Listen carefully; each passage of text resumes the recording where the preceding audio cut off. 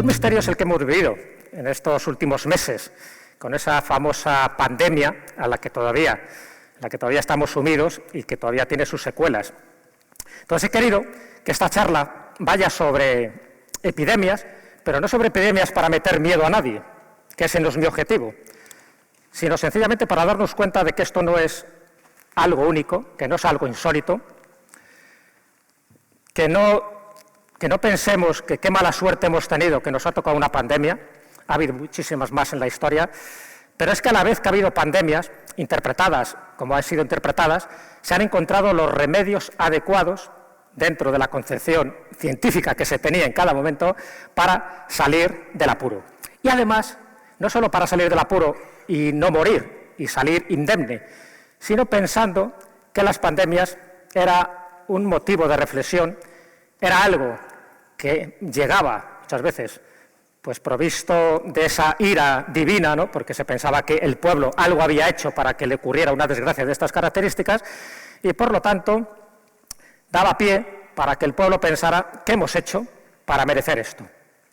Y ese que hemos hecho para merecer esto, ya digo, es algo reiterativo a lo largo de la historia. Y sobre todo cuando pasó la famosa peste negra, porque cuando hablamos de pandemias todo el mundo se acuerda de la peste negra. Algo horroroso que diezmó la población de Europa, el 25% de la población, pero del mundo entero, porque prácticamente se calcula que unas 200 millones de personas murieron. Solo en Europa el 25% de la población. Nos dejó diezmados. Aún así, para que veáis, fue un momento crítico en este siglo XIV, donde murió tanta gente, pero aún así, fijaros la población que tenemos ahora. Tenemos más de 7.000 millones de habitantes. Es decir, ha muerto más gente por pandemias en general, peste, viruela, cólera, que por todas las guerras habidas en el mundo, incluyendo la Primera y la Segunda Guerra Mundial. Ha muerto más gente por pandemias. Entonces, esto nos tiene que hacer reflexionar. Es decir, ¿qué está pasando? ¿Por qué ocurre esto? Evidentemente, muchas veces, porque no conocíamos los remedios terapéuticos, médicos necesarios. Pero cuando ocurrió esto hizo reflexionar a la población. Estamos hablando de una Europa también cristiana, una Europa donde pensaban que esto era una consecuencia de los pecados cometidos.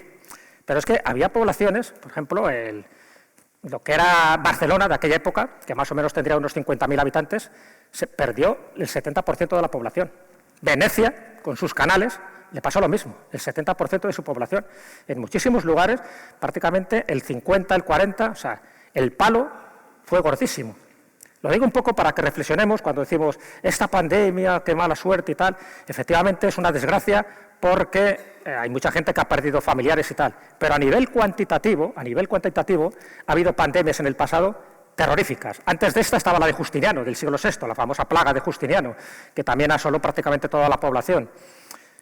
Entonces, bueno, esto es lo que, ya digo, nos tiene que hacer reflexionar. Y lo que hizo reflexionar a nuestros conciudadanos, a los vecinos europeos, es que había que buscar remedios naturales, pero también remedios sobrenaturales. Se empezó a hacer grabados de todo tipo, como este de 1532, para poco mostrar los horrores de esa pandemia, de esas bubas, de ahí viene de la peste bubónica, esas bubas que salían y que eran un síntoma inequívoco de que ibas a morir en breve. Entonces empiezan a buscar todo tipo de remedios. Evidentemente, si estamos hablando de la Edad Media, de una época supersticiosa, de una época religiosa, y esto es una pregunta que os hago, para pues si hay alguno que todavía esté adormilado, cuando tenéis un problema gordo, no me refiero de una enfermedad, de una pandemia, un problema gordo, algo irresoluble, algo al que tenéis que invocar a un santo o a una santa, algo que penséis que es imposible, que ya no hay forma natural de arreglarlo, y entonces acudéis a un santo o a una santa. ¿A qué santo o a qué santa acudiríais en primer lugar? ¿A cuál invocaríais? ¡Qué silencio! Por ejemplo. ¡Qué bien! ¿Me habéis adivinado el pensamiento? Santa Rita de Casia, la patrona de los imposibles, se acude a ella. En epidemia se acudía a ella, Santa Rita, Rita. Bueno, lo que se da no se quita. En ese caso, cuando te daba una epidemia, no, había que quitarla de en medio. Eso no era favorable. Pero Santa Rita es una patrona invocada continuamente. Pero cuando digo continuamente, esta es una santa del siglo XIII, siglo XIV. Es decir, que se viene reiterando un poco todo ese fervor, toda esa devoción a Santa Rita de Casia, a esta santa italiana, también medieval. A día de hoy se la sigue invocando. En los lugares, en las iglesias, en las ermitas que hay una capilla dedicada a Santa Rita, no veis la cantidad de ofrendas, de flores, de esvotos, de velas que hay. Pero a ver, lo voy a poner un poco todavía más complicado. Pasamos de Santa Rita. Santa Rita es la de los imposibles, ya lo sabéis, vale para todo, para un roto y para un descosido. Pero el siguiente, ¿quién sería? Os doy una pista. Sería un santo. A ver. Pero bueno, porque... soy muy listos aquí, yo creo que la charla no sirve para nada. Lo sabéis todo. Efectivamente, San Judas Tadeo, como otros lo llaman, Judas el Bueno.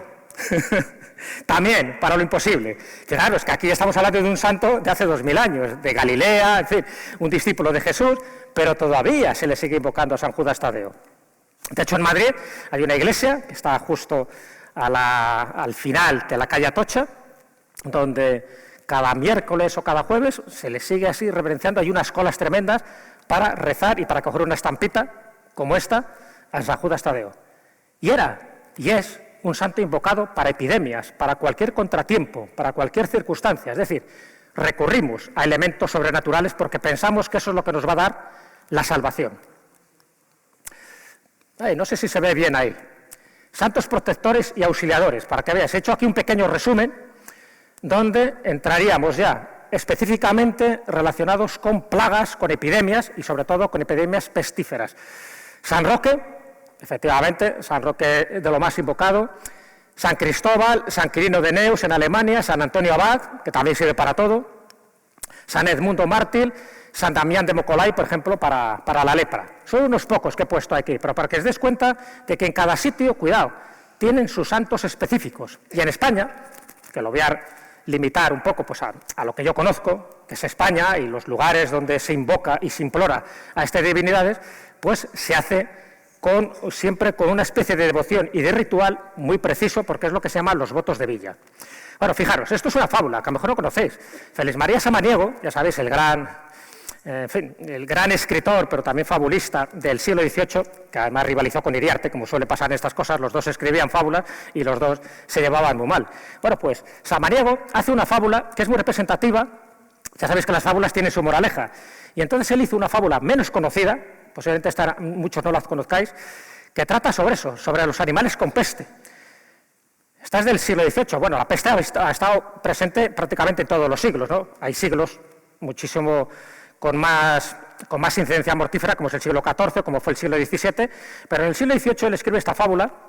Y fijaros, básicamente, aunque tenéis ahí el inicio, sabéis, estas fábulas en verso, lo que hace es que en la selva los animales están muriendo por peste y todos los animales se reúnen, sobre todo el león, que es el rey, que es el jefazo, se reúne y dice, a ver, hay que encontrar un remedio. Aquí los animales están muriendo y es porque hemos hecho algo malo. Entonces, le convoca al mono sabio, el sabio que es el que más conoce, y el mono le dice, nada, cónclave de todos los animales y que cada uno confiese, porque está claro que esto es nuestro Dios de los animales el que nos está castigando, que cada uno confiese los crímenes que ha cometido. Y entonces el que sea culpable, a ese le sacrificamos. Y si le sacrificamos, la plaga desaparece. Entonces, efectivamente, el león convoca al cónclave, están todos los animales y cada uno, empezando por el león, dice, vale, posiblemente yo sea el culpable porque, bueno, me he comido a unas cuantas cabras, a unas cuantas cebras, en fin, soy un desastre, soy un carnívoro.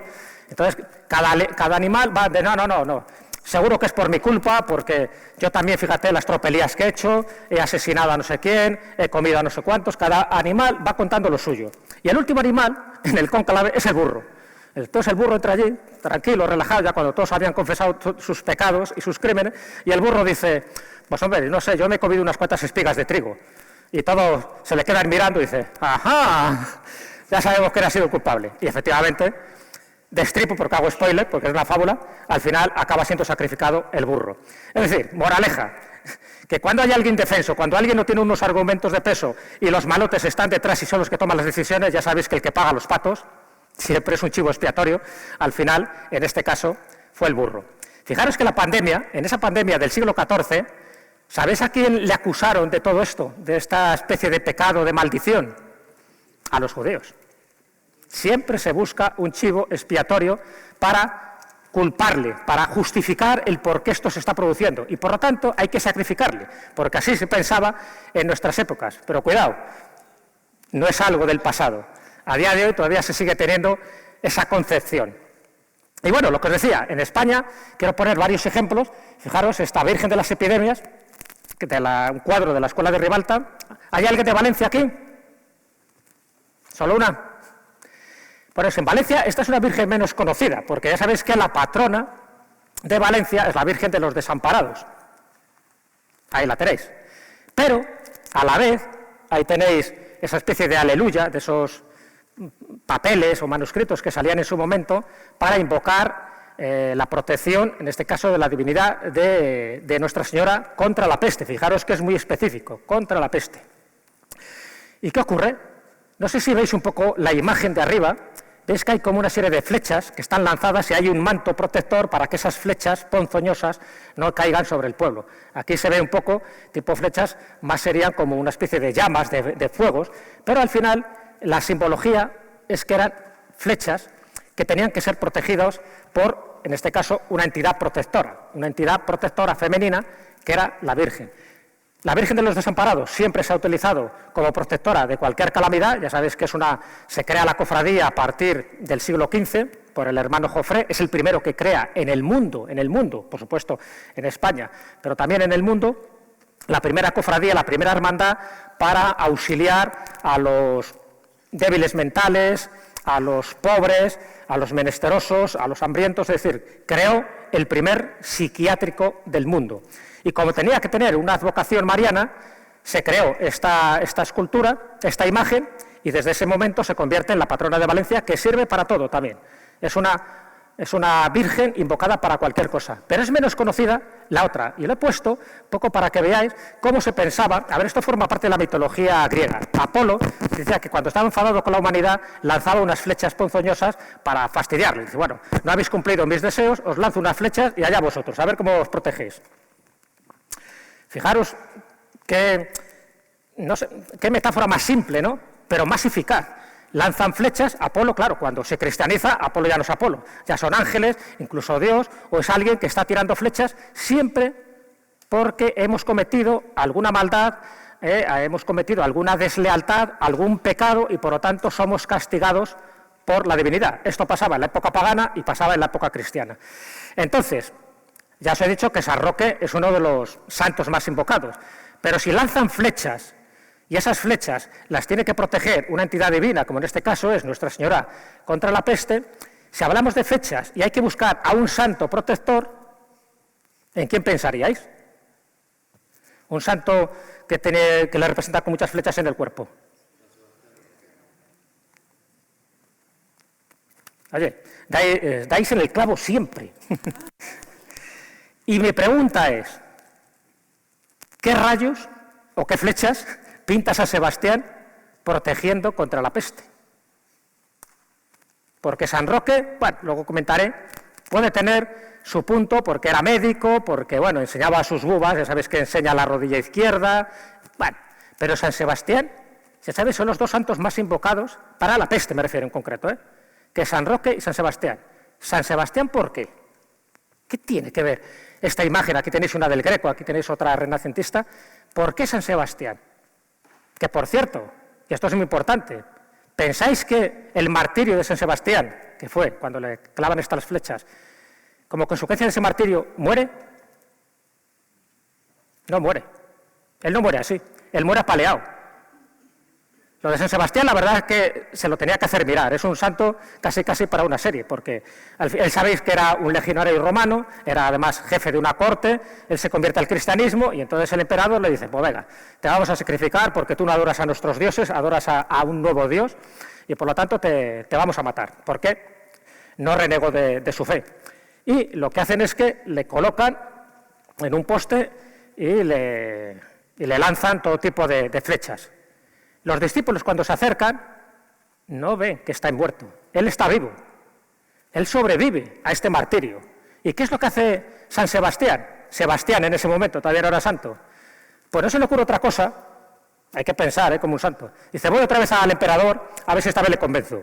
Como he salido vivo, y el tío, con un par, va al emperador Maximiano y le dice, oye, que he sobrevivido. Esto es un milagro del cielo. Esto yo creo que es un mensaje que tenías tú que aprender para que veas que mi religión es la auténtica porque he sobrevivido. ¿Y qué hace el emperador? Dice que ha sobrevivido, ven para acá. Le cogen, le llevan a otro lado y le vuelen a palos, con garrotes, lo que se llama la clava, ¿no? la tortura de la clava, que es masacarle a golpes hasta que quedó bien muerto. Conclusión, él no muere por las flechas, con lo cual, si no muere por las flechas, ¿qué es lo que piensa un cristiano de aquella época? ¡Ajá! Si no muere, quiere decir que este hombre, si me vienen flechas ponzoñosas desde el cielo, el que me puede proteger es San Sebastián. Por lo tanto, se le empieza a invocar a San Sebastián, sobre todo a partir del año 680, cuando hay una plaga, hay una peste en Roma, y en Roma el Papa, que era muy listo y conocía esta historia, dice, ¿a quién sacamos? A San Sebastián, porque esas flechas que nos están llegando del cielo porque hemos cometido un pecado, y más en Roma en el año 680, y el Papa Gregorio, que era muy listo, así lo dictaminó, sacamos en efigie a San Sebastián. Y efectivamente le sacaron en procesión a San Sebastián y la peste desapareció. Y hay cuadros como este, de Benocho Gossoli, muy representativo, muy curioso, muy poco conocido. Fijaros, San Sebastián, ahí está, con su manto, no sé si lo estáis viendo, lo tiene desplegado, y las flechas que están lanzando angelitos o angelotes así, con una mala baba, están protegidas, no llegan al resto del pueblo que está debajo de San Sebastián, no le llegan porque sencillamente San Sebastián, como tiene el poder sobre las flechas, porque a él no le llegaron a matar esas flechas, tampoco va a matar al resto del pueblo que le invoque, que haga una procesión en su honor. Y cuidado, muchos estáis aquí y sois de pueblo y conocéis que se adora a San Roque y se adora también a San Sebastián. Entonces, si no sabíais por qué a San Sebastián se le sacan andas, se le sacan procesión cuando hay una epidemia, aquí tenéis el origen. Este es el origen. Y el origen es, este cuadro no, sino la representación de por qué las flechas de San Sebastián no te hacen ningún daño, siempre pensando que él te va a proteger, porque él nunca llegó a morir por esta tortura. Y luego, evidentemente, San Roque. San Roque, ya te digo, también es uno de esos santos, posiblemente sea el santo que más advocaciones tiene en las ermitas y las iglesias españolas. Si vais a cualquier lugar, sea de Castilla-La Mancha, de Castilla y León, de Galicia, de Andalucía, veréis que hay ermitas de San Roque, y veréis que si hay una ermita de San Roque y escarbáis un poco en sus leyendas, veréis que muchas de esas advocaciones y de ese momento en el que se le empieza a adorar tenía que ver con una pandemia, y sobre todo con la peste. Fijaros, incluso hay rogativas y se hacían versos como este: por decir viva San Roque me metieron prisionero, y ahora que estoy en prisiones, viva San Roque y el perro tiene lo suyo. Y luego, arrímate a mi viña, que soy San Roque, que si viene la peste, que no te toque. Fijaros, las representaciones que hay, bueno, creí que había traído otra más. Se la representa, como veis, con un báculo, es decir, es un peregrino, se le representa con la esclavina, con el sombrero, es decir, que peregrino de Santiago. De hecho, en Santiago de Compostela también hizo un milagro tremendo. Hay mucha gente que cree que el patrono de Santiago de Compostela es San Roque por lo que hizo muy adelante, sobre todo a partir del siglo XVII. Y sin embargo, fijaros un poco lo que lleva. Esto es una cosa iniciática. Hay un libro de Juan García Tienza que se llama Los Santos Imposibles, donde le dedica un capítulo a San Roque. Y le dedica un capítulo viendo la parte simbólica que tiene San Roque. Y entonces va analizando punto por punto. Bueno, no lo voy a entrar porque ya digo que sería muy estar, pero estamos hablando de un santo, ya sabéis, nacido en Montpellier, en Francia, a partir del siglo XIII. Él va recorriendo, se queda huérfano al poco tiempo, va recorriendo distintos lugares de la Toscana, en Italia, también va a Francia y va recorriendo distintos lugares. Bueno, pues él era médico, él era una especie de curandero, y allí por donde iba curando la enfermedad, sobre todo la peste, a todos aquellos que iba encontrando, hasta que al final él también la contrae. Y entonces, para demostrar que la contrae, ves que hay un perro que cuando él estaba enfermo, que no podía moverse, hay un perro que todas las mañanas le llevaba un trozo de pan en la boca y de esta forma la alimentaba. Fijaros, el perro, a nivel simbólico, es un animal psicopompo. ¿Qué significa un animal psicopompo? Como puede ser también, por ejemplo, pues los cuervos, ¿no? Los cuervos de Odín. Son animales mensajeros entre este mundo y el otro, entre esta vida y la otra. Son animales psicopompos, que se llaman. Es decir, el perro está cumpliendo una función por una parte, de vigilancia, como le pasa a Cancerbero, y por otra parte, de transmisión o de la persona que lleva las almas de este mundo al siguiente. Entonces es muy curioso la simbología del perro. En ese sentido, cuando conocemos un poco la biografía de San Roque. Y el que enseñe la rodilla izquierda, fijaros, os voy a dar un consejo. Y además, para que lo observéis. Cuando veis una iglesia veréis que San Roque siempre está con una rodilla. A veces lo que enseña es la rodilla derecha y a veces lo que enseña es la rodilla izquierda. ¿Cuál es la correcta? Hay veces que el artista se despista, dice, ¿qué rodilla le pongo? Y hace pinto, pinto, gorgorito y tal. La correcta, desde un punto de vista simbólico, iniciático y casi masónico, es la izquierda. Porque de hecho hay un ritual masónico, ya sabéis que hay muchas logias, hay muchas obediencias masónicas, pero hay una de ellas en concreto que dentro de ese ritual lo que tiene que hacer es que el adepto, el que va a ser iniciado, tiene que enseñar y arrodillarse con la rodilla izquierda. Porque ya sabéis que la rodilla izquierda es la que regula también nuestro hemisferio derecho, que también es el de las intuiciones y tantas cosas. En fin, tiene toda una explicación, ya digo, simbólica, casi metafísica. Por eso San Roque es mucho más que un santo. Está representando todo un icono de lo que debemos hacer si queremos seguir el camino santo. Es decir, cuando Juan García Tienza analiza a este personaje, dice que el que enseña una rodilla es síntoma de, no solo de reconocimiento de aquellos que están en la misma hermandad, sino también de conocimiento, es decir, de sabiduría. Por eso, porque luego los masones, posteriormente, a partir del siglo XVIII, imitan el gesto de San Roque para sus trabajos de iniciación. Y evidentemente, como él era médico y curó a tanta gente, a partir de ese momento él se convierte también en patrono de todas estas enfermedades pandémicas. Por eso es tan invocado, por eso tiene tantas y tantas ermitas. Y lo que posiblemente conozcáis menos es que aquí en España no, yo no conozco ninguna, pero fuera de España, en Europa, una vez que se producía una peste, levantaban lo que se llamaba popularmente las columnas de la peste. ¿Habéis oído alguna vez hablar de las columnas de la peste? Están en Nápoles, por ejemplo, están en Viena, están en la República Checa, allí vimos dos, tanto en Kutná-Hora, que es ahí en la República Checa, como en Praga. Bueno, pues las columnas de la peste, estas de 1713, también otra peste que asoló. Entonces, pensaban, para que veáis un poco la mentalidad, que es importante, porque eso que pensaban antes, a día de hoy se sigue produciendo. Pensaban que una vez que se ha producido la peste, bueno, ya está, les ha llegado, mala suerte, han salido de ella, dice, para que no vuelva a ocurrir más. Hacen como una especie de sellos. ¿Y cómo sellas ese pacto con la divinidad para que no te vuelva a ocurrir? Pues haciendo un sacrificio, haciendo una peregrinación, creando una cofradía, una hermandad, o levantando una columna, la columna de la peste. En este caso, una columna dedicada a la Inmaculada Concepción, que es la imagen que está justo en la parte de arriba. Pero, fijaros, es una columna que es muy significativo, porque pasa, por ejemplo, como el Cristo del Otero en Palencia, o como pasa con el Corcovado en Brasil. Son columnas donde aparece al final una entidad, que puede ser un Cristo, una Virgen, un santo, que es el que protege con su influjo, con su mirada, con su, vamos a llamarle, con su halo vibracional y energético, está protegiendo a toda la población. Cuando veáis una imagen de este tipo, acordaros de esto es lo que intenta simbolizar.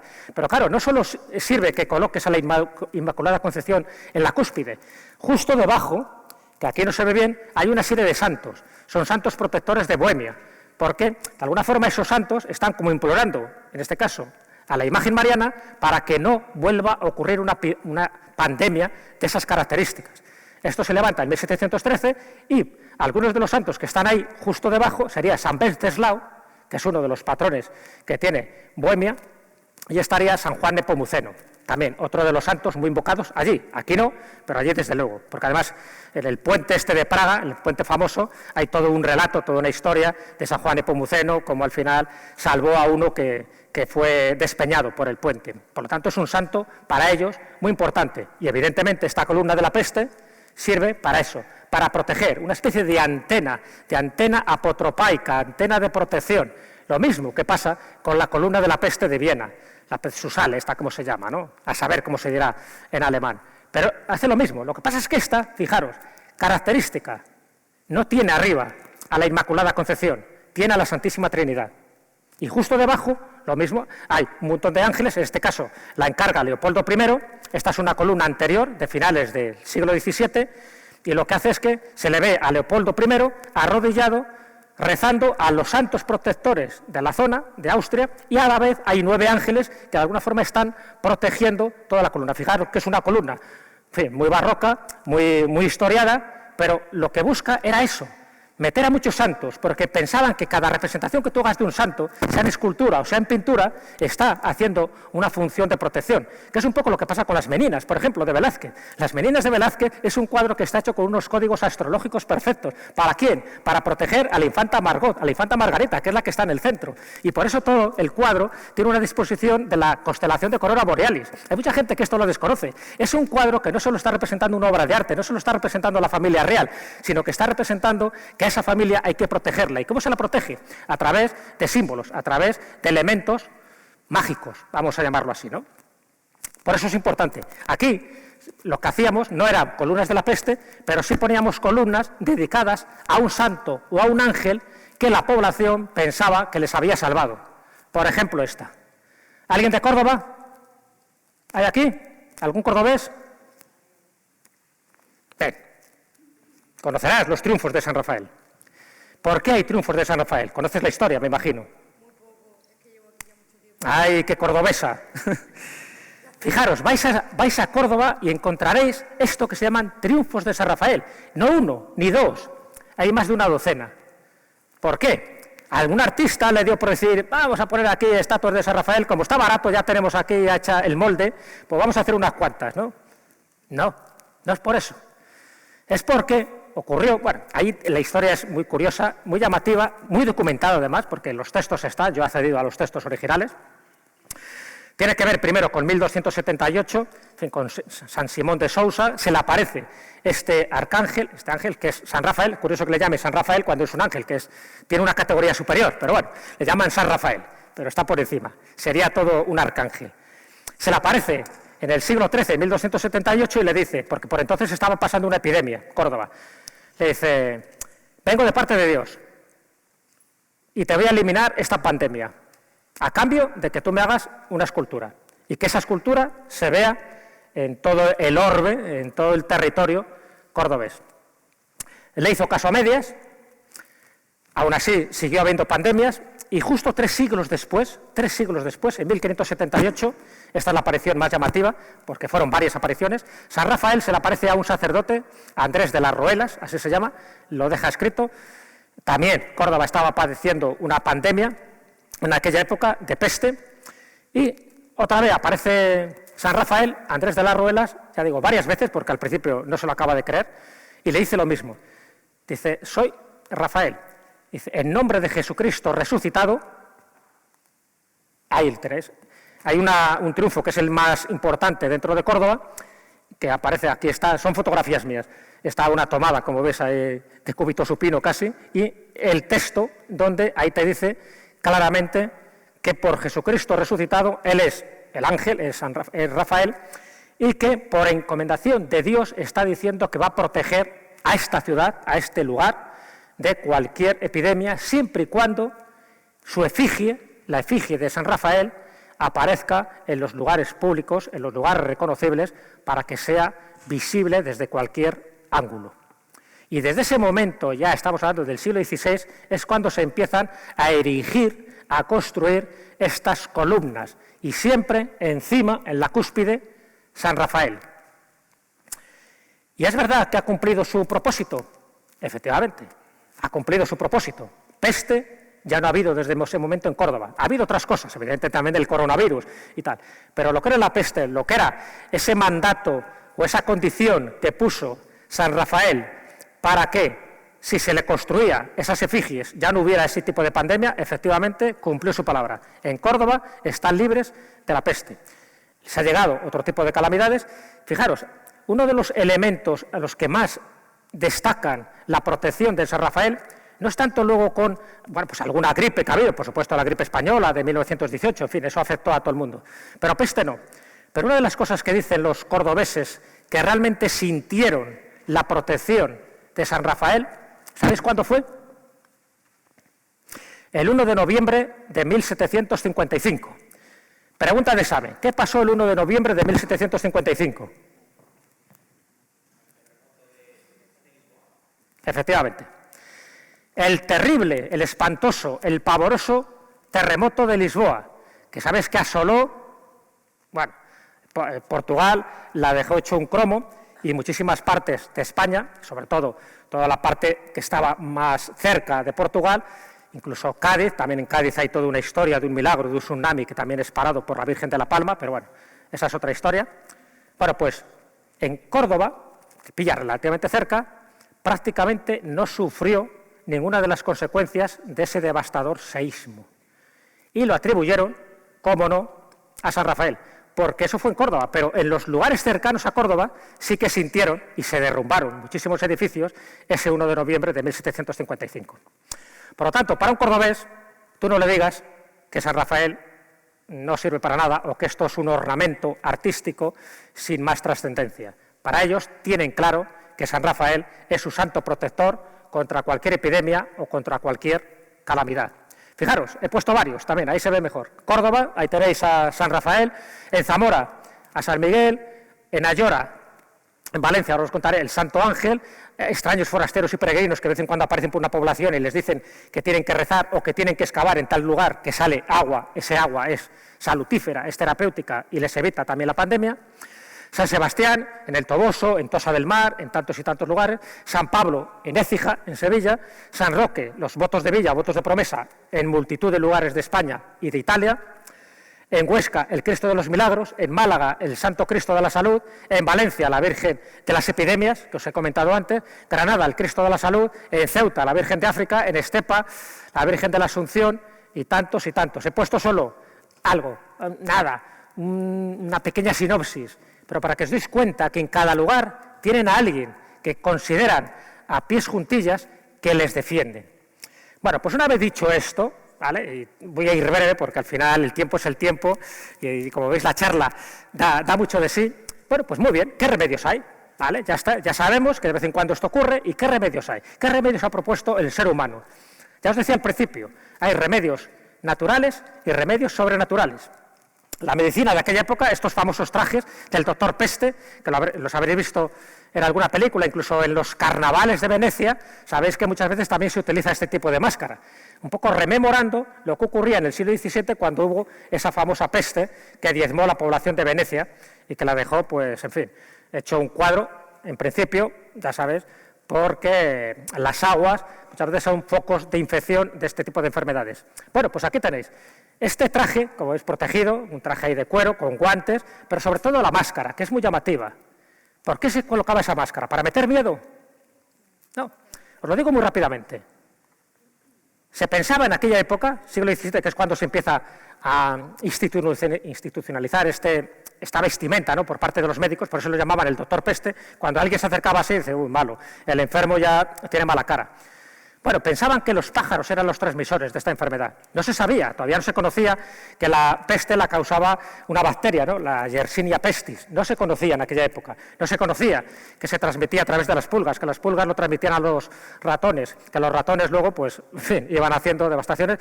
Y, por supuesto, los gatos, que son los que se comían a los ratones y son los que impedían que la pandemia progresara.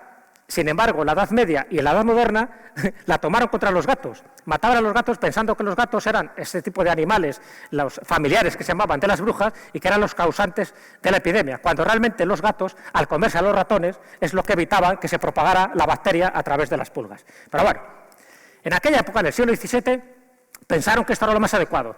Si los pájaros son los que traen este tipo de epidemias, porque se pensaba que se contraía a través del aire, por la respiración, estos médicos se ponían esta especie de lo que se llama una máscara de pico. El pico era para que tú tuvieras una distancia de seguridad con el enfermo y dentro de la máscara se colocaban sustancias que eran hierbas aromáticas, hierbas que se pensaban que servían para proteger al doctor de cualquier influencia maligna a la hora de respirar. Lo que había dentro es un poco lo que se llamaba antes la tiriaca. La tiriaca era una especie de polifármaco compuesto por más de 55 productos, entre ellos la mirra, entre ellos la miel, en fin, entre ellos una serie de plantas, sobre todo el romero. Ya sabéis que de las virtudes del romero se puede escribir un libro entero, el romero sirve para todo. Y lo colocaban dentro de la máscara, se acercaban y de esta forma pensaban que el médico quedaba protegido. Bueno, y en parte quedaba protegido. Pero es cierto que también había muchos médicos que acababan muriendo. Esta era la indumentaria bastante horrorosa, pero que servía en aquellos momentos porque se pensaban que era el remedio más eficaz para acercarse. Y aquí se da una anécdota muy curiosa en aquella época, que es el famoso elixir o vinagre de los 4 ladrones. ¿Habéis oído hablar del elixir o del remedio de los 4 ladrones? Esta es una historia muy curiosa, es verdad que se atribuye, bueno, sobre todo a una plaga que hubo en Francia, se atribuye sobre todo en Marsella en 1720, pero también yo lo he oído contado en Toulouse.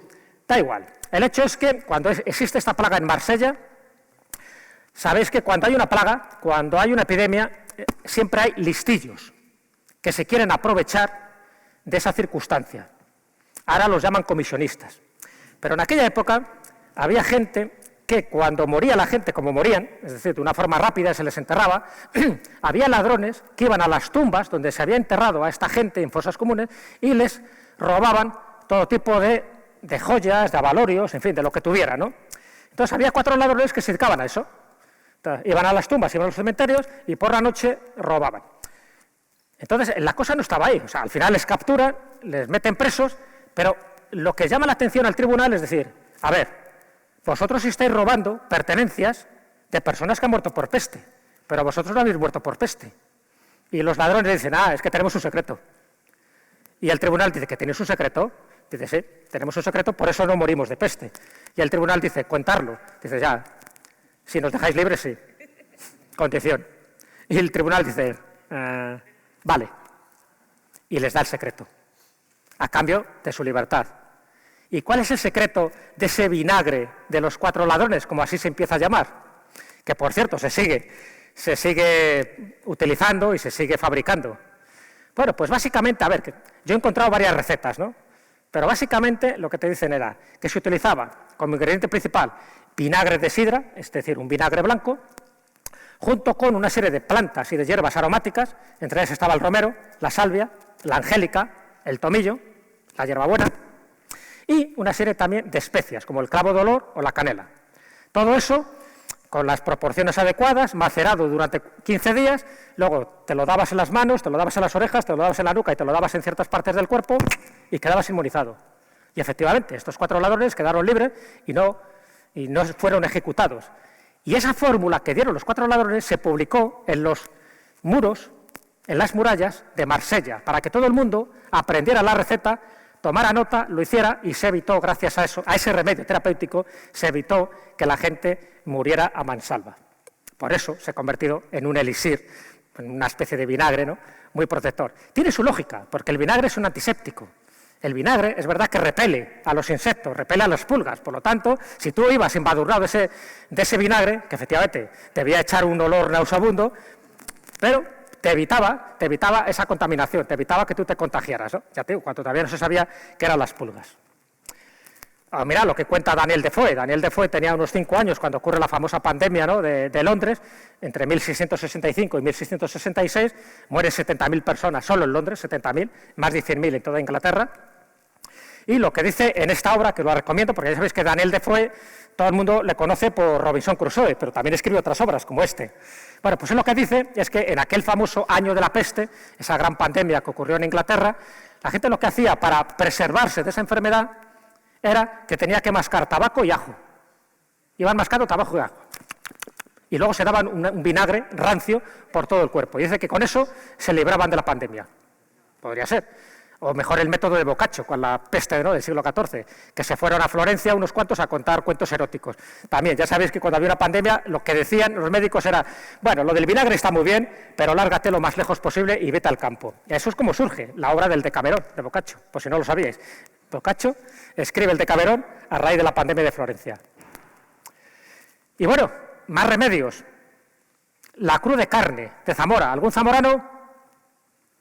Ay. En Zamora, incluso los propios zamoranos, esto no lo han visto. Es la cruz de carne de verdad. Begoña y yo estuvimos hace poco en Zamora, estuvimos allí también en una especie de fiesta o de feria internacional de mitología. Entonces, bueno, pues a través de una amiga común nos abrieron las puertas de la catedral y sobre todo de la capilla de Santa Inés, que es donde está, para enseñarnos la cruz de carne. Yo había oído hablar de ella, he escrito sobre ella, pero no la había visto. Me la enseñaron. Nada, es pequeñita, tiene más o menos este tamaño que veis de mi mano. Pregunté, ¿de qué carne es? Digo, a lo mejor es carne de vacuno, carne humana. No sabe, no se ha hecho la prueba ni se hará nunca la prueba. Pero esa cruz de carne sirvió para lo que sirvió en esa época, en 1349. En esa época la peste llega a Zamora a través de Gibraltar. Gibraltar, las tropas de Alfonso XI estaban asaltándolas, estaban haciendo el sitio de Gibraltar. Por cierto, el monarca Alfonso XI muere como consecuencia de la peste en el sitio de Gibraltar, pero las tropas que regresan a Zamora le invaden con el virus, con esta bacteria, invaden todo Zamora y al final va muriendo. Bueno, pues hay una leyenda que dice que un fraile dominico, Ruperto, está rezando en el huerto, ¿no?, de su monasterio, al lado de un olivo, y ve como una aparición divina, que él identifica como un ángel, con San Miguel, le dice lo que tiene que hacer. Y lo que tiene que hacer es que le entrega, ni más ni menos, esta cruz de carne. Le dice, con esta cruz de carne, si la sacáis en procesión y sacáis con las rogativas adecuadas, la peste desaparecerá. Y efectivamente, en el año 1349, la peste desapareció. Y fijaros, 1349, se sigue sacando esa cruz. Cada vez que hay un problema, cada vez que hay cualquier calamidad, o cuando cree el pueblo zamorano que necesita la ayuda divina, sacan en procesión esta cruz. Como ahí. Esta es una noticia de La Razón. Zamora se encomienda a la cruz de carne para derrotar a la COVID. El obispo Fernando Valera saca de la catedral esta reliquia del siglo XIV a la que se atribuyen propiedades curativas. Noticia del 17 de febrero del 2021. Se sigue haciendo. No es algo del pasado. Creen todavía en las virtudes terapéuticas, salutíferas que tiene la cruz de carne. Esa cruz que la he tenido a unos pocos centímetros de mi vista. No me dejaron hacer fotos, pero doy fe que esa cruz existe y la siguen sacando, pensando que tiene esas propiedades apotropaicas. Igual que pasa con otra noticia. Os he traído noticias para que veáis que no es algo del pasado, que se sigue haciendo, que la gente cree en ello, a pesar de que vivimos en épocas un tanto descreídas. El Heraldo. La Catedral de Huesca sacará el día 18 el Santo Cristo de los Milagros para bendecir la ciudad, como pasó en la peste de 1497. La venerada imagen será expuesta, tal. Una noticia de 2 días antes para decir que el día 18 saldría. Y efectivamente salió. Y consideran que este Cristo, el famoso Cristo de los Milagros, por algo lo llaman así, le sigue salvando a Huesca de muchísimas de esas calamidades. O estos remedios ahí, esta cruz. Esta es la que se llama la cruz de Zacarías, muy poco conocida. La cruz de Zacarías, que era un obispo de Jerusalén, pues dice que también en una epidemia él hizo una especie de cruz inspirado, ¿no?, por un santo, y dijo, con una serie de frases y con este tipo de elemento, él dijo que todos aquellos que llevaran esta cruz encima, puesta, como si fuera una especie de escapulario, o la colocaran en las puertas de sus casas o de los establos, estarían protegidos. Y efectivamente, cuando pasó la famosa, entre comillas, lo de famosa, la peste de Trento, que tuvo lugar junto con el Concilio de Trento en el siglo XVI, pues esta cruz se puso de moda. Y todo lo que ahí aparece, Santo Dios, Santo fuerte, Santo inmortal, líbranos, Señor, de la peste y de todo mal, siempre se piensa que son ellos, las entidades, los que te están enviando esta pestilencia, porque algo habrás hecho, ¿ves? Por vuestras llagas, por vuestra cruz, líbranos de la peste, divino Jesús. Esto, decían que tú lo tenías que poner, era una especie como de tente. Mirad, ahí lo tenéis, más completo. Y fijaros qué santos están arriba de la cruz. San Sebastián y San Roque, ¿cómo no? Para que todavía el efecto sea más poderoso, más práctico. Y esto, a los que nos gustan las botánicas, y a mí también me gusta y tengo algún libro escrito sobre botánica, es que las plantas, algunas, tenían también ese poder benéfico. Si queréis cultivar alguna planta que os dé esa salud, aquí os recomiendo 2. Es verdad que en el caso de la carlina es más complicado porque se da en zonas altas, en las zonas, por ejemplo, pirenaicas. El eguzcolore, que es lo que llaman los vascos, que es la planta del sol, que llaman, es un cardo, esta carlina, que hay con una flor que florece, que cuando se abre, además sirve también para la botanomancia, que se llama, es decir, tú sabes cuando la flor está desplegada, cuando se ve así claramente, que va a hacer buen tiempo. Sin embargo, cuando se cierra, mala historia. Entonces es una especie de barómetro de los alpinistas que observan la flor y según en qué posición esté la flor, saben qué tiempo va a hacer. Bueno, pues esta es una flor que los vascos la colocan en las puertas de su casa, en la puerta de los establos, porque consideran que es una flor que protege. Pero además con infusiones de esta flor de la carlina, se llama carlina porque cuentan que en la época de Carlomagno las tropas también fueron asoladas, no solo por el enemigo, sino por una pandemia, y entonces se le aparece un ángel y le dice a Carlomagno, si tomas esta planta, haces una infusión, tus soldados curarán. Y efectivamente curaron. Y desde ese momento la Carlina recibe el nombre de Carlomagno. Es la historia que dice. Luego, posteriormente, los españoles, como somos, dijeron, no era Carlomagno, era Carlos I. Entonces nos lo asociamos a nosotros, a Carlos I de España o V de Alemania. Da igual. El hecho es que un ángel apareció. Y el otro, la Angélica archangélica, que es como se llama en latín, ocurre lo mismo. ¿Por qué se llama la Angélica? Acordaros que también estaban en las máscaras de pico. Se llama así porque fue un ángel, hablan unos de San Gabriel, otros de Rafael, que es el que se lo proporcionan a, bueno, pues eso, a una población que estaba asolada totalmente por la pandemia y le dice lo mismo. Esta, que por cierto se llama también la raíz del Espíritu Santo, ¿no? Porque consideran que todo, desde la raíz hasta cualquier hoja, tiene unas propiedades benéficas. Y, por supuesto, cuando hubo peste, se utilizaban una y otra para distintas infusiones o para frotárselas en el cuerpo, y dice que tenía unos remedios tremendos, ¿no? Incluso esto, la cofradía de los flagelantes. En aquella época se pensaba, como había que buscar remedios, dice, bueno, pues vamos a hacer un sacrificio. Y entonces estas cofradías de sangre, que también se llamaban, o cofradías de flagelantes, pensaban que si tú haces una expiación a Dios, a la Virgen, al santo de turno, pues a lo mejor Dios se compadece y te libra de la enfermedad. Vale, esa es la mentalidad, acordaros. Bueno, esto se hacía en el pasado y se hacía también en todas las culturas precolombinas. Cuando las cosas iban mal dadas, sacrificaban a un niño, a una doncella. Esto pasaba con los toltecas, los mayas, esto pasaba en Sumeria, esto pasaba en la Roma antes de que llegara la República. Tantos y tantos sacrificios que se hacían pensando que el sacrificio humano, y sobre todo si era un sacrificio muy valioso, como podía ser una mujer doncella, como podía ser un niño, como podía ser incluso alguien de una alta clase social, pues la divinidad se compadecía y te libraba de la enfermedad. Bueno, pues estos flagelantes, que los puso de moda sobre todo Savonarola, sabéis que Savonarola era un fraile que en Florencia empezó a predicar que el fin del mundo, que todo lo que ocurría era por culpa de los pecados, en fin, era muy cansino el hombre. Era tan cansino que al final acabaron ahorcando a finales del siglo XV. Pero las cofradías de flagelantes siguieron existiendo. Y han seguido existiendo, que no han desaparecido del todo. A pesar de que el Concilio de Trento dijo, hombre, esto es un poco bestia, que la gente se vaya dando latigazos y dejando sangre por el camino, no está bien visto, no es estético. Y prácticamente fueron desapareciendo porque pensaban que no era necesario hacer ese sacrificio de sangre. Pero a día de hoy, en España, por lo menos hay una que en Semana Santa se siguen flagelando. Premio para la dama y caballero que sepa qué cofradía o qué lugar me estoy refiriendo. Los picaos de San Vicente de la Sonsierra, en La Rioja. Es el único resquicio, en una especie de vestigio y de casi de reliquia viviente que conservamos de ese pasado. En San Vicente de la Sonsierra, tanto el jueves como el Viernes Santo, se sigue flagelando, se siguen haciendo sangre, que en el fondo es una reminiscencia de estas cofradías, de estas hermandades de flagelantes, para evitar esas epidemias en un pueblo. Ahí tenéis grabados medievales. Bueno, en Málaga, con el Cristo de la Salud, os decía, siempre cada ciudad suele tener el suyo. Aquí ocurre algo curioso, porque justo en 1649 la pandemia asola Málaga y nadie quería sacar en procesión a este Cristo. ¿Sabéis quién lo saca? Los presos.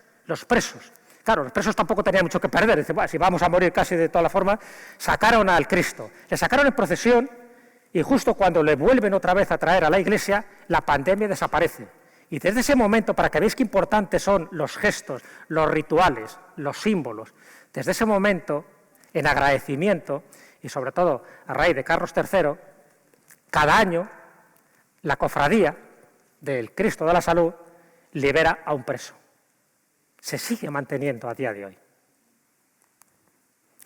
O la peste, el año sin cofradías en Sevilla. En Sevilla también la mortandad que hubo a mediados del siglo XVII fue tremenda. De hecho, 3 hijos de Murillo murieron como consecuencia de la peste.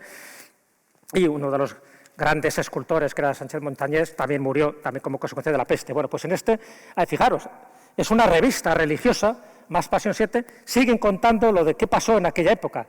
Que hubo una lluvia que inundó Sevilla y en aquel año de 1649, como no pudieron sacarlo, y no salió a la calle la cofradía, dicen que por esa ocasión vino la pandemia. Es decir, ellos asociaban que esto ocurrió porque como no se hicieron los rituales religiosos preceptivos, pues Dios les castigó. Esa era la mentalidad que había en aquella época. O en Ayora, en Valencia, el Santo Ángel. Fijaros, 1392, lo que os decía, estos extraños peregrinos. La crónica, que hay una crónica notarial, dice que a una anciana llamada Liñana se le aparece un bello efebo.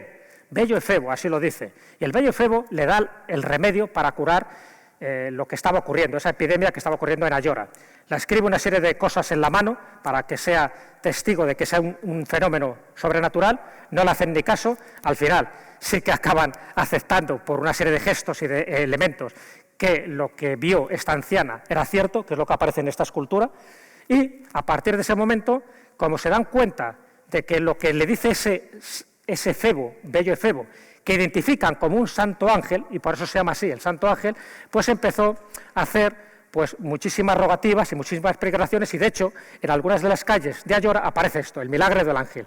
Vuelve a Ayora y di que vengan y hagan una rogativa, y todos los años en este lugar, en este sitio, cesaré la peste y el hambre, porque también la asolaba, como no, ya sabes que los males nunca vienen solos, pues también hubo una hambruna tremenda. Bueno, pues desde ese momento, en Ayora, el santo ángel es Fetén, es su icono, es su elemento más sagrado, y ese extraño febo, esa especie de peregrino, evidentemente el pueblo lo identificó que tenía que ser un ángel. Igual que pasa en Tossa de Mar, en Girona, lo mismo, también el pelegrí, más o menos alrededor de 1400, ocurre algo parecido, ¿no? Se le aparece también un extraño personaje que les dice en Tossa de Mar cómo curar esta pandemia. Ese extraño personaje, aquí al tanto, fijaros, en 1400, ¿quién pensáis que la asocian? Piensan que era San Sebastián. No sé si por su estilo, por sus flechas, por lo que fuera. Ellos lo asocian a San Sebastián. San Sebastián, sabéis que la onomástica es el 20 de enero, y todos los 20 de enero, en Tossa de Mar, a día de hoy, se sigue haciendo esta peregrinación. Pero una peregrinación curiosísima, ¿no? Porque este es el padre peregrino, van cientos de personas detrás, y lo que hacen es un recorrido desde Tossa de Mar hasta una ermita en Santa Coloma, que son 40 kilómetros. Van el día 20, van para allá, rezando sus jaculatorias, sus plegarias, y al día siguiente regresan. Es un viaje de ida y vuelta, 40 kilómetros, porque están convencidos que si no hacen este voto de villa, este voto perpetuo a San Sebastián, si no lo hacen, acabarán volviendo a tener otra pandemia. Entonces, lo tienen tan metido dentro de su ADN que lo siguen haciendo año tras año en Tossa de Mar. Ahí tenéis una foto de archivo donde el padre peregrino, el pelegrí, va comandando la procesión y todo el mundo lo va siguiendo. Y al final reparten una serie de conchas a todos los que han participado, conchas que ellos consideran que son también terapéuticas, una especie como de reliquia, ¿vale? Nada, voy terminando ya, el tiempo es lo que tiempo, pero quería poneros también fiestas que se siguen haciendo a día de hoy para que veáis un poco cómo queda marcado en el inconsciente colectivo de una población. Fiestas que se siguen haciendo a día de hoy y que su origen tiene que ver con una pandemia. Entonces, muchas veces desconocemos que las fiestas, con su carácter lúdico, muchas veces tienen que ver con acontecimientos o bien sobrenaturales, como puede ser con las mascaradas de invierno, o bien con este tipo de circunstancias traumáticas. Bueno, pues aquí lo tenéis. En Agullén, Valencia, también se producen estas fiestas del milagro, una vez más, acordaros, fijaros en los nombres, las fiestas del milagro, con la nit de les Fogueret, lo que hacen es eso, una conmemoración de un acontecimiento que lo atribuyen en este caso a San Vicente Ferrer. Cuenta la leyenda que un monje estaba en la iglesia ahí de Agullén y ve a otro monje, un monje dominico, que está arrodillado delante del altar.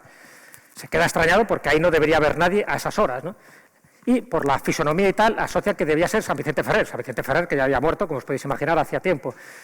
Va a dar parte a las autoridades y cuando regresa ya no está ese monje dominico, ha desaparecido por arte de encanto. Pero en la lámpara que estaba en el altar, en la lámpara está rebosante de aceite y además ese aceite que emite una luminiscencia.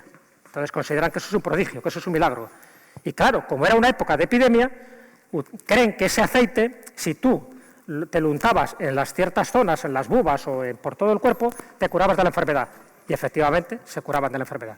Desde ese momento, bueno, la nit de las fogueras, ya sabéis que los valencianos les gusta mucho el ruido y las fiestas y las hogueras, pero ese aceite se sigue utilizando también, no es aceite de aquella época, sino que el aceite, a raíz de este acontecimiento milagroso, lo siguen dando a los fieles que se acercan allí y piensan que ese aceite les cura de cualquier enfermedad. No estamos hablando de un objeto, de una estampa, de un escapulario, sino del aceite, y surge justo de esta época.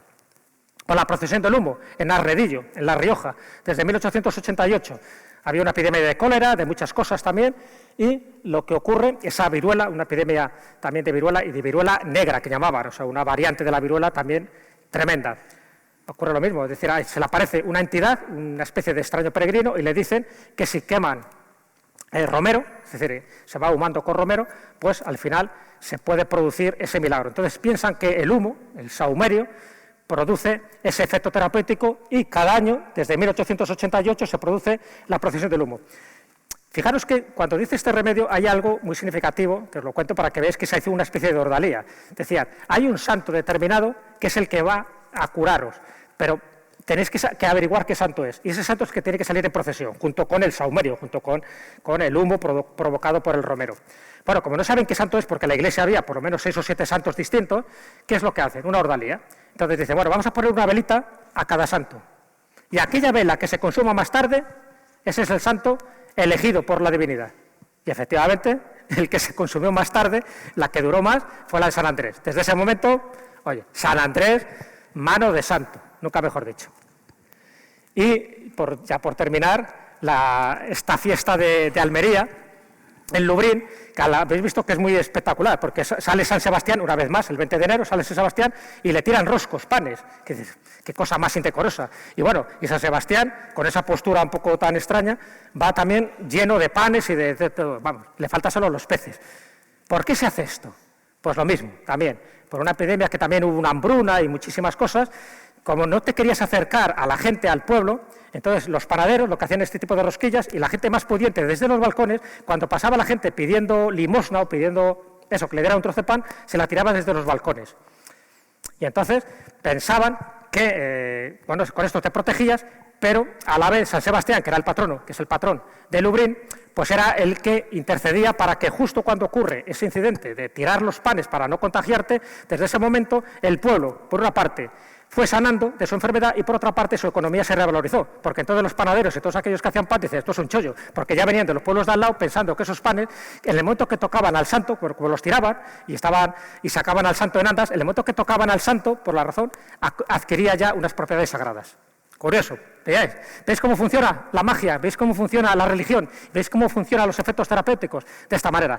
Bueno, San Narcís, ya os voy a contar, el patrono de Girona, y además el de las moscas, evitó que Girona fuera invadida por las tropas de Felipe III de Francia, y bueno, salieron moscas a tutiplén. Los franceses no quieren oír hablar de San Narcís para nada, dicen que salieron de su sepulcro. O, por último, ya para terminar, la famosa vacuna de Balmis, que yo creo que hay que hacer un reconocimiento, fue la primera expedición filantrópica de la vacuna, la primera expedición internacional sanitaria que se hizo en el mundo. Y esto le corresponde a España, le corresponde a Francisco Javier Balmis, a Isabel Zendal, que fue la enfermera, a los 22 niños huérfanos que salen del puerto de La Coruña y que gracias a eso, a que llevaban la vacuna ellos, porque la vacuna se tenía que mantener fresca, ¿no? Y no había frigoríficos en aquella época, pues se salvaron millones y millones de vidas, porque no solo fue en los territorios de ultramar que tenía España, sino que también llegó a Filipinas, llegó a China y a la vuelta también en la isla de Santa Elena. No tenían obligación, pero aún así vacunaron a los de la isla de Santa Elena, que era inglesa en aquella época. Es decir, Balmis se merece todo un reconocimiento. He hablado de santos, pero también ha habido gente civil, gente bueno, pues eso, de nuestro entorno, por decirlo así, que han buscado los remedios más importantes, se han jugado la vida para precisamente esto, salvar a millones de personas de forma altruista, sin ganar nada a cambio, sino todo lo contrario, jugándose exactamente la vida. Pues ya sabéis que durante un momento os dijeron que San Gabriel Perboire era el abogado contra el coronavirus porque murió de asfixia en Wuhan y como el virus venía de Wuhan, pues a este santo se le invocó. Solo conozco 2 ermitas, en Pozo Blanco y una en Chamberí, pero también fue invocado. O la famosa oración contra el coronavirus que vi en Borriana. En definitiva, me acabo con la famosa frase de Paz Adam, si no habéis visto la película, esta que protagoniza Robin Williams, que al final dice, la muerte no es el enemigo, señores, si vamos a luchar contra alguna enfermedad, hagámoslo contra la peor de todas, que es la indiferencia. Yo creo que con eso nos tenemos que quedar. Las pandemias nos inoculan no solo virus, pero sino también el miedo, pero si el miedo nos paraliza, si el miedo nos atemoriza, nos deja paralizados, no seguimos adelante, pensamos que todo se ha terminado, pensamos que tenemos mala suerte, pensamos que solo nos ocurre a nosotros y no seguimos con nuestra actitud positiva y constructiva, entonces ahí sí que el virus nos ha vencido. siempre tengamos esa concepción del mundo de que todo lo que ocurre es por algo, cada uno interpretará a su modo, pero que cuando ocurre una de este tipo de desgracias, como es una pandemia, reflexionemos. Sirve sencillamente para darnos cuenta de que lo más importante es la vida, el aquí y el ahora, este momento, esto que habéis compartido, que hemos compartido todos juntos. Esto es lo que nos enriquece, estos son auténticos regalos, el sentirnos vivos. Y una de las cosas positivas, de las pocas cosas positivas que tiene una pandemia, si sabemos superar el miedo, es que nos sentimos vivos. Y si nos sentimos vivos, es el mejor momento para disfrutar de este regalo que se llama la existencia. Muchas gracias por vuestra asistencia.